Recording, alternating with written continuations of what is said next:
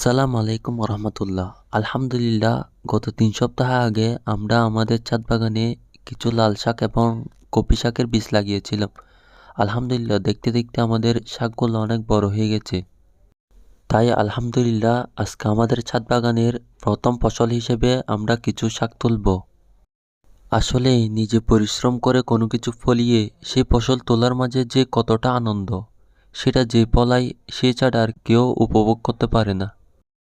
জিনিসটা যতই ক্ষুদ্র হোক না কেন, তার মাঝে এক ধরনের ভালো লাগা কাজ করে। তেমনিভাবে আমাদের কৃষক ভাইরাও কঠোর পরিশ্রম করে মাথার ঘাম পায়ে ফেলে যখন সোনালি ফসল ঘরে তোলে, তখন তাদের সেই পরিশ্রমের কথা ভুলে গিয়ে মুখে আনন্দের হাসি ফোটে। আমরা যে কপি শাকগুলো বপন করেছিলাম সেগুলো ছিল হাইব্রিড জাতের কপি শাক।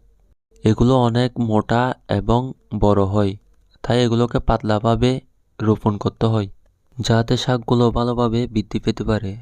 কিন্তু আমরা আমাদের অল্প জায়গায় অনেকগুলো বীজ ছিটিয়ে দিয়েছিলাম, যার কারণে শাকগুলো খুবই হিজিবিজিভাবে উঠেছিল।